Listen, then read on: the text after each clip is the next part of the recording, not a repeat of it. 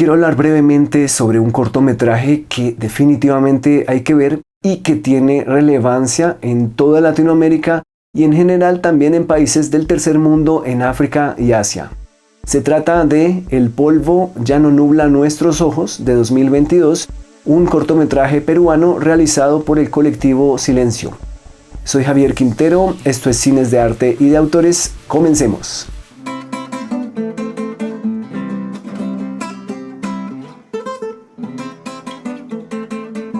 Esta película corta está hecha a partir de lecturas que hacen personas de distintas etnias, orígenes, pueblos y regiones del Perú.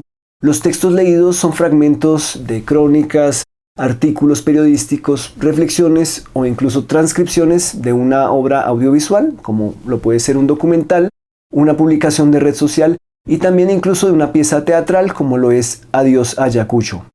En varios de los casos, los autores y autoras de los textos murieron asesinados por aquellos a quienes los textos referenciaban o denunciaban. O puede darse el caso también de un texto en memoria de una persona asesinada, tal como Generación Bicentenario de Luis Ramírez de 2020, leído por Pacha Sotelo Camargo. O en otro caso, el texto habría sido escrito previo a la muerte, como acontece con transcripciones de las conversaciones entre Jovi Herrera y sus familiares durante el incendio en las Malvinas de 2017. Por citar un ejemplo, nos referimos al primer texto, tomado del guión transcrito de un filme documental previo, Runan Kaiku, documental de Nora de Iscue de 1973, que definitivamente también hay que ver, pues es básicamente precursor de esta, del polvo ya no nubla nuestros ojos, al dar también la voz a los comuneros de Cusco y al decir lo que no se permitía decir en los medios masivos de la época. Empieza la película. Vemos el rostro de un hombre en primer plano, habla en quechua, mirando directamente a la cámara.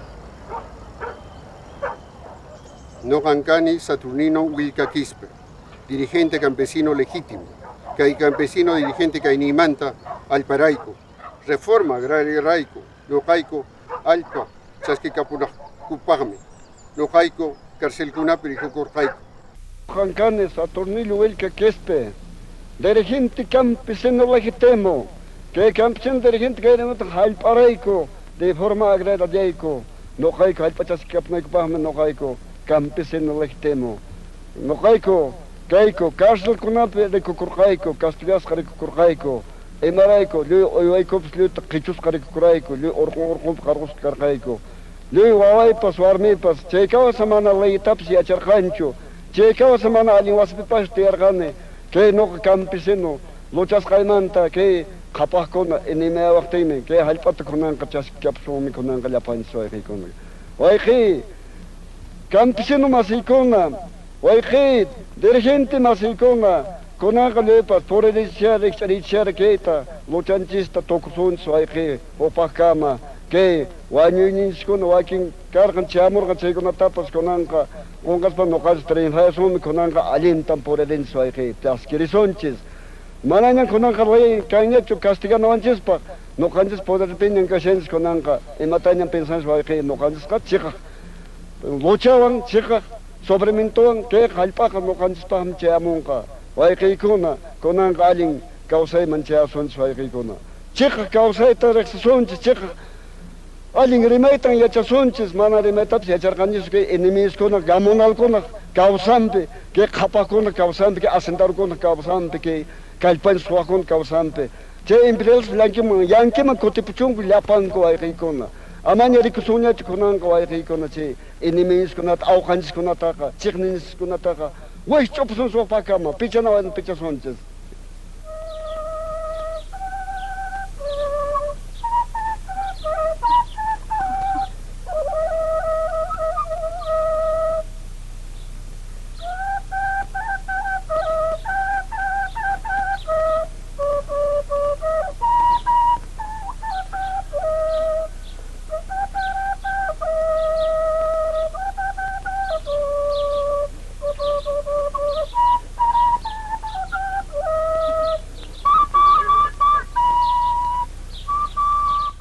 El montaje de titulares de la prensa impresa hace una síntesis de acontecimientos que complementa la narración. El documental da cuenta de los diferentes procesos de organización de las comunidades a través del tiempo para defenderse de la usurpación de tierras por parte del imperialismo estadounidense y de los terratenientes locales, con el subsecuente problema adicional de la explotación laboral.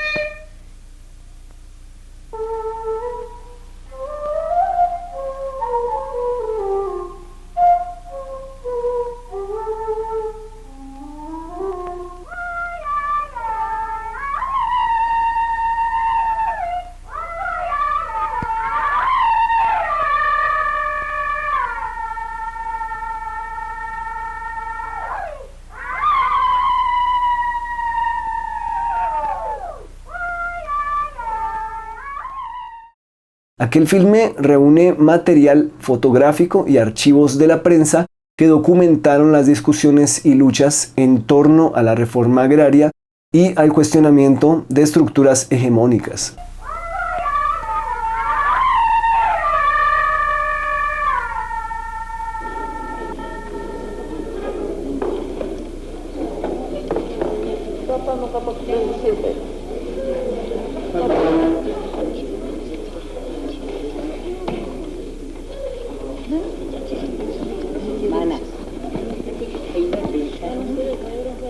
¿Qué grado de gravedad ha alcanzado en su criterio el problema político-social del Cusco?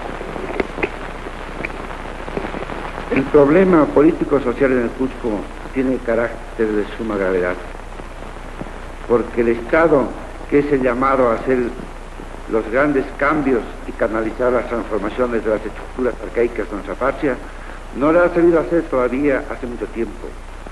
Y ahora se nos ha venido como una gigantesca ola, y de este río revuelto se están aprovechando determinados elementos para agitar a las masas campesinas, demagogos, quienes sobre que los campesinos necesitan tierras en propiedad y que es justo y que hay que darles, haciendo una auténtica reforma agraria, planificada y coordinada en beneficio de ellos y de los que realmente trabajan la tierra.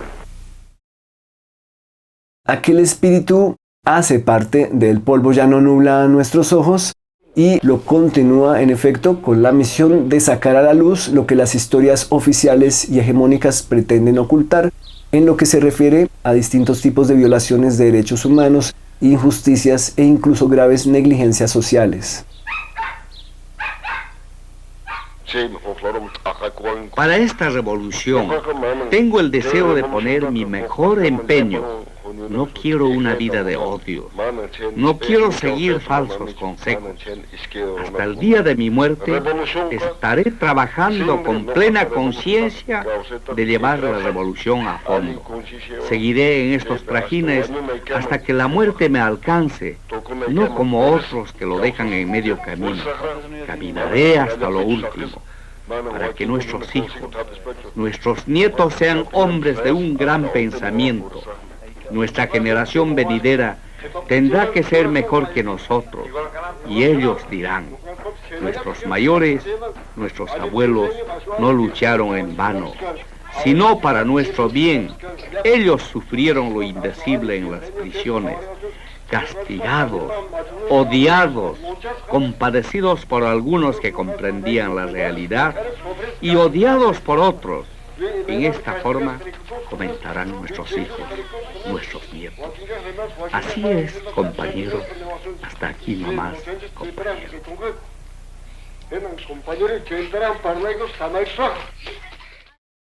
Con respecto a los demás textos que son leídos en El polvo ya no nubla nuestros ojos, agradecemos de igual manera cada fragmento escogido y su debida referencia al final de la película para quienes no sabíamos de la existencia de cada obra raíz.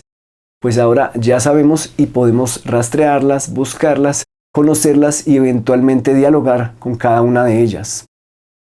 El polvo ya no nubla nuestros ojos. Siguiendo el título, literalmente nos aclara la visión y muestra 10 senderos a seguir. Tiene un carácter acorde con nuestros tiempos en cuanto a la hipertextualidad, si se le puede seguir llamando así, en el sentido de invitarnos a vincular, evocar, descubrir o proponer conexiones entre los textos que incluso nos pueden llevar a sí mismo hasta otros que no estén presentes. Leer un texto frente a la cámara se convierte en el procedimiento sistemático escogido para el filme. Una vez lo asimilamos como la regla a seguir, si somos espectadores activos, probablemente van a surgir en nosotros preguntas sobre el texto específico que se lee, quién lo lee, cuándo se lee y qué sistemas de relaciones se construyen o deconstruyen entre aquel lector o lectora y lo que se está leyendo. No coaque mi naca aquí, no sé qué hanta aquí. Nuestro país, además de los problemas tradicionales que enfrentamos los periodistas, ha sumado el riesgo de perder la vida. No obstante que el derecho a informar y a la libertad de información están consagrados en la Carta Magna. Quiero mis huesos, quiero mi cuerpo literal entero, aunque sea enteramente muerto. Alguien podría decir que este ejercicio en parte es como si nosotros espectadores leyéramos, pero hay que agregar que de alguna forma simbólica nos estaríamos transfiriendo a la voz y al cuerpo de otro, porque ellos son quienes leen y a la vez posiblemente ellos se transfieran a nosotros simbólicamente también, porque de cierto modo el mensajero se convierte en parte del mensaje. Entonces el medio y el mensajero también son el mensaje. ¿Podríamos decir que son el contenido y la forma al mismo tiempo? Una sociedad en la que las personas trans lleguen a cumplir más de 40 años y vivan sin que nadie cuestione su identidad. Que ha transcurrido hace un año de la denuncia presentada del 2013, que la fecha no se percibe resultados concretos contra la tala ilegal. Que alzábamos la voz para increparnos, que nos asesinamos y nos reprodujimos, y que muchos murieron y no se dieron cuenta. Hay una transmisión, hay una cadena a través de la cual, de alguna forma, el conocimiento se desplaza de la fuente original a quien lo lee y de ahí al medio que lo muestra o proyecta y luego a nosotros, los espectadores. Probablemente es lo contrario al juego del teléfono roto. El mensaje no presenta pérdida. Por el contrario, presenta ganancia. El juego se hace 10 veces porque son 10 textos, lo cual da consistencia a la experiencia de la pluralidad y multiplicidad. En todos se denuncia, evidentemente, injusticias de distintos puntos de vista, tonos y temperamentos. Mientras vemos al lector o a la lectora literalmente leyendo, nos concentramos en el instante, en el presente. Estamos ante 10 segmentos, dentro de los cuales no hay corte, y por el contrario prima el respeto por la duración del material. Pero ¿en qué sentido hablaríamos entonces de montaje en esta película? El proceso de realización debió haber sido muy interesante al tratar de seleccionar lo más pertinente dentro de lo pertinente y pensar en el cómo se iba a delimitar en función de las duraciones y el contraste o complementación con los otros textos. También debió considerarse, claro, el ordenamiento que se dio a la lectura de cada cual y según qué criterios. Por ejemplo, si es en relación con la gravedad de cada injusticia, teniendo en cuenta que todas son graves de alguna manera, entonces ¿cómo se define el orden en el que van del 1 al 10? ¿Es orden cronológico quizás? No. Los años de cada texto son bien diferentes y, por ejemplo, después de 2 textos de la década del 2010, viene un texto de 1960. Entonces, ¿cuál puede ser el criterio del ordenamiento? Quizás el ir desde los casos individuales o de grupos muy pequeños gradualmente hasta terminar en los casos colectivos o de comunidades más grandes, hasta cerrar el filme con el texto Todo esto es mi país, de Sebastián Salazar Bondy, de 1960, el cual reflexiona sobre la idea de país. Sus formas de conseguir las cosas a través de la trampa, de la mentira, sus limitaciones absurdas de clase, de género, de etnia. Si las mujeres sufren tantas violaciones es porque los hombres lo que tienen erotizado es el forzar y violentar mujeres, así como muchas mujeres tienen erotizados la obediencia, la pasividad, el sometimiento. Joey, ¿en qué parte estás? En el 5º piso, tía. Ya se está quemando todo. Ya voy a morir, tía. Mi país es un recuerdo y una premonición. Mi país es torpe y perfecto. Mi país es enorme y pequeño. ¿Cómo se define el lugar y la hora, la atmósfera en el que las lecturas acontecen? Y claro, hay que decirlo, ¿acaso la persona que lee un texto específico tiene algún significado simbólico o relación simbólica o de consanguinidad o de filiación de ideas o de origen compartido con el autor o autora del texto? Todas estas son consideraciones que de alguna manera se resuelven en la forma, que no hay que desestimar y que se funden también con el contenido. Al pensar en estas decisiones, se está pensando por supuesto en montaje, en asociaciones y en relacionamientos de ideas y de símbolos. Reflexionemos acerca de todas estas decisiones y tomemos este filme como ejemplo de una hibridación armónica entre forma y contenido. Es sin duda universal también porque al tiempo que pensamos en el Perú, igualmente a algunos nos hace pensar en nuestro propio país o en nuestros propios países de Latinoamérica y el Caribe. Y es más, en otros hermanos y hermanas del tercer mundo de África y de Asia, con historias análogas y preocupaciones por el cuándo y cómo hablar de lo que no se pudo hablar en su momento. Si les interesa el trabajo del colectivo Silencio, sería una excelente idea que los contactaran en sus redes sociales.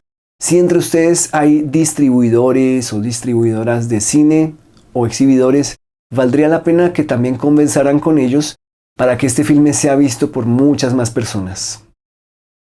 Gracias por acompañarme hasta el final del video.